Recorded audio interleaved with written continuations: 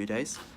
Got my new water pump yesterday. It arrived just before I left for work, so I haven't actually been able to fit it yet, but that's what I'm going to be doing now before I head over to Smarney Bith's house to help him with the D-series conversion. Got the old pump, bit nasty. I put it in the parts washer and it is knackered. I don't think this type is serviceable either. I think the earlier ones are, but I'll have a look. I'll see if I can get it all apart. And the new one, nice and shiny, looks very similar. I think it's basically the same, just a Japanese knockoff. So no, that's not Japanese anyway, so yeah, it's not the easiest to find parts of these, especially the B310s, but it wasn't too bad to find that really. Turns out there is two types of water pump, and I did a bit of research. This is the right one. It comes with a new gasket as well, so that's what I'll be fitting today. So from last time, still all the old nuts on the studs and bolts and everything in there. So I'm just going to take all them off, make sure the faces are clean, and then start putting it back together. I haven't actually got any coolant, but I want to do didn't need that anyway. I want to do a coolant flush, so I'm just going to fill it with water to begin with. Do a couple of miles in that. It's pretty damn cold at the moment, but not freezing, so for a couple of days, a bit of water flushing through shouldn't be a problem. I might go to Halfords and get some proper like radiator flush, coolant system flush, and put that through, do a couple of flushes through it just to make sure it's all clean. I don't know the history of the servicing for this, so it looks like it's been pretty well maintained, but I just want to make sure it stays that way. So that slotted in really easy with the 3 studs and the 2 pins. The gasket was held in place, didn't move around. I haven't bolted anything up yet, so it's just sat there. I was just making sure that there's still clearance for the impeller to turn. That fitted on so well. It's so much easier having a nice big engine bay. One thing I did notice, I kept the old coolant. The actual coolant looks alright, but all that milky stuff in the bottom is all rust and gunk that was travelling around, so fresh coolant and a bit of a flush wouldn't do any harm. And there it is, all bolted on. Did it in a crisscross pattern between the bolts just to give it even pressure. And it's still free to turn, and there's like no play in that, not like the old one, so that is lovely. I managed to order some new like stainless steel, whatever the hell they're called, things, Jubilee clips, so I'll fit them today as well when I fill it up. And I managed to get hold of a new sump plug and crush washer, because this one here, if you can see the scrape marks, is actually where it's been scraping on the floor when it's at its lowest point. So I managed to get new ones of those. How about that? Got the radiator. Haven't cleaned it up or anything yet. That'll be for another day. I want to take this round to Smarney Bith's. Shout out to him. Yeah, give this all a clean up, put everything back together, redo the UNF, the ancillary belt, and we'll be good to go. So progress is pretty quick on this. I was literally gone 5 minutes. Got the new water pump, all the fan and spacer and pulley on, all the bolts tightened up, changed one of the stainless steel Jubilee clips, done the new fan belt or ancillary belt. It was really easy. It was a 14mm and a 17mm just to loosen the alternator, move that to adjust the tension on the belt. Obviously I had to loosen it to get it get the belt over it first, because I put that on. If I'd left that off, I could have all put it on as one probably, and then just retied it all. So now I'm just going to clean up this with a wire brush so the new hose goes on easier. Hopefully it won't get covered in crap. And then it'll be reinstalling the radiator, filling it up with water, putting all new clamps on, starting it up, making sure there's no leaks. I've already done an oil and filter change, and changed the air filter as well, because I was bored the other day and managed to get all the parts from Eurocar and CPA. I didn't film it because everyone else has to do a filter change. Filter's there, drain plugs at the bottom, air filter's there. Easy squeezy, peas and lemons. There we go. Grill's back on. I've removed the horn because there's no point bolting it in if it doesn't work. All new Jubilee clips. Put all the hoses back on. No water in it yet.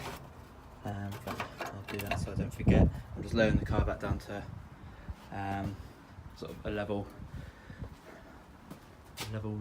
and an equal level. I don't know, flat, level ground, so I can check the oil, and when I do the water, hopefully it'll all bleed itself and I can start flushing and driving it around again. So I've literally just filled up the hose because it's going to be washed out anyway. Check the oil level before I start it up and start circulating it all. It's reading at the H of high at the moment, but obviously all the oil needs to circulate around the engine, fill up the filter and everything. So I'll do that now and then bleed the system, clean everything up, put all my tools away, and then see if she drives.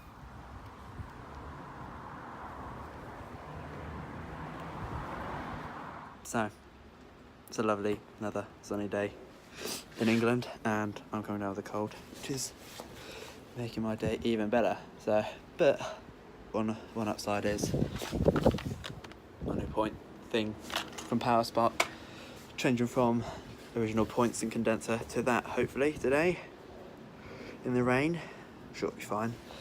Yeah, I'll show you what I'm going to do. In the engine bay, just going to remove the distributor cap. Voila. Going to keep it all plumbed in so I sort of know how it's meant to go. The reason I'm changing this is, I don't know if you'll be able to see, the points are absolutely knackered. When they're out, I'll show them to you a bit better. But just going to remove the rotor arm. I'm left with that. I have read the instructions on the back of the packet, so I sort of know what I'm going to do.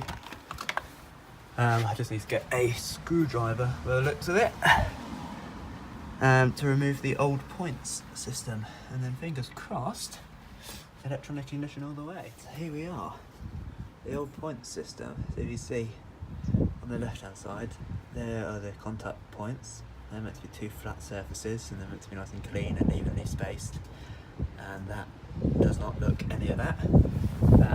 Held in with 3 screws, I think. There's a little wire, and then there's like a little screw thing on the back down here. And then, yeah, I don't even know what half of this wiring crap is, to be fair. So I'll have a quick look down there, see if there's anything else. I think that might be the condenser, so I've got to remove the condenser as well. And that will be completely stripped, and I'll never be able to put it back together when that doesn't work. And then, yeah, I'll start putting that in. I've got a little stubby screwdriver because the long ones, there's not enough room to reach down there. Just a note if you're planning on doing this yourself. So far, it's gone sort of alright. It's a bit washed out there. Got the old stuff off, no problem. As you saw, read the instructions, fitted the new kit. There's a bit of grease underneath. I test fitted it, and it all seems to be alright. Just going to put the little magnetic ring on. It does have a side up, and then it pushes on. Oh, I don't know if you're able to see. It does go down all the way. So if you put the rotor arm on, that normally indicates if it's on all the way. If it only just goes on, it's not quite on. So when I test fitted it, let's give it just a little bit of gentle persuasion. Not hitting it hard, just enough to home it. Get it right down to the bottom. Make sure it's not fouling anything, and then check the space in between the red module and the magnetic ring. Just make sure that's not touching. Move it over if you need to. All the fittings are still finger tight at the minute. There. Yeah, I think that's still touching, so I'll just have to give that a bit of adjustment. Then fit the rotor cap. Make sure all the wires are out of the way. I refitted the earth point to the distributor. I don't know if it'll help. I don't know. I don't really know nothing. So I'm going to give this a go.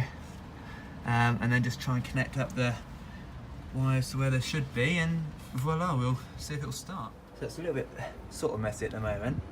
Still got this earth on the coil, or the negative on the coil. This one goes off somewhere else. I think that might be for the split charger. Sorry, I keep putting my phone at things, I don't really know what I'm looking at. This blue one I think is for the rev counter slash something else, I don't really know. This blue one is the 12 volt supply to the coil, and this red one goes into the distributor. And I've just used the earth for the distributor there. I don't really know, because I've got given this. I'm not really sure if I have to. No, what good would that do? If I unscrewed that one and did, unless this goes on top of it. Oh, I don't know. I don't really know. Maybe I'll have to screw this on as well, and then they both connect to that? I don't know. I'll be right back. I'm going to read the instructions online. Yeah, so just checked. What I'm thinking, I think is alright. So this black wire, which I've connected the thing to, goes into the loom near the alternator and then goes off somewhere. And then I imagine it goes back up into this wire and changes colour for some unknown Datslam reason. So then that should be connected to there. So I'm going to try and start it and hopefully not blow anything up. Thingamajiggy that does the wiry stuffy work and magical flowy electricityness. Just trying to figure out which wire goes where. This white wire doesn't turn into this black wire, it in fact stays as that white wire and goes here. So the kit quite handily has a shorter black cable with a nice shielded thing for that to connect to it. And the red wire just goes to there, as it should, which is long enough. Could be doing it a little bit tidier, so I just want to make sure it starts, and then if it does, I'll tidy that up another time and reroute it. I need to do loads of tidying up in here anyway. So if we come round, see if it starts. Choke's already out. All the dials come up. Look at that. Got some revs. It's a little bit lumpy, but I don't know if that's just because it's so cold. But that was first try. Got rid of all the old points now. Get rid of that before it jumps off somewhere. I've got a pile of stuff. Probably one of the easiest kits to a car I've ever installed.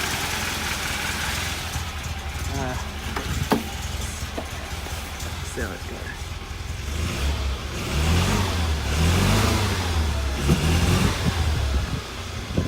Right, it's still going. A little bit smoky, but there we go. It's been a couple of days since I've actually put the video up. I've done a little bit of filming of just other random crap and me mumbling on about rubbish. So I'll put all that up in a thing now, and you get to see the beauty of the Datslam. Cheers for watching. If you've got any suggestions on what I could do, or notice anything I've done wrong and you want to correct me, go ahead. I'm used to being wrong. The powerspark kit was 30 quid, I think, which is quite reasonable considering I'll never have to change points ever again. And it was really easy to fit, which is nice for a change, something that actually fits. So this is the Datslam Smarney B310 with a Hitachi distributor, 4-cylinder distributor, and it was kit 27 on powerspark's website if you're doing it. 48-hour delivery for free, so well worth it. Thank you, powerspark. There was one thing that I did kind of glance over in my last video, which kind of makes the car special. I just sort of give you a quick shot of it and that was it, so I thought I'd give you a proper look today. Here is up close the spring box. I think these rams operate sort of the opposite of the ones on the car, and then the springs actually give you some kind of shock absorption, otherwise it is a really harsh ride. With the car raised all the way up, the springs are fully compressed, so with the car at its highest, it's actually probably its most uncomfortable ride, and at its lowest you can't actually drive because the car sits so low the tyres rub on the arches. My Bosch leisure battery, that's got to be really cheap. I want to buy another one of them and probably put it there, or try and sort of hide it underneath, maybe have it along the back and cover it so it's not as obvious, just make it a little bit nicer. And then the radial pump itself, so there's the motor on this end with some really neat wiring, and the reservoir here with the pump sort of inside that. I do want to tidy all the wiring up. I believe this red wire here goes to the front of the car for the horn that doesn't work, so I'm not 100% sure what's going on there, because it doesn't appear to be going in series or parallel with the other battery, so I imagine it's still 12 volts, as this is just a big 12 volt car battery basically. I've got some sort of remote control solenoids down there to control the car by remote, but I think they're faulty, or a wire might have come loose when I had all the car packed up with all the stuff, because it doesn't currently work. I would show you the actual solenoid valves, but they are tucked away under the boot where the spare wheel would be. But you can see when they built it, they actually cut the carpet and sort of upholstered it so it sort of still looked kind of standard. At the minute it is just built on some MDF with the original carpet over it, and it's got the original roll there which was meant to go over it, but it doesn't fit because of that. So hopefully when I have a jig around, it'll all look a little bit neater. It might actually have a practical boot. I'm not sure whether to try and sink this sort of into the floor and have it glazed over so you can still see it but it's flush, and have the batteries maybe at the back in between these strut braces, and then maybe, don't know where to have the pump, that might still have to be visible. I'm not 100% sure yet, but everything works at the minute, which is nice.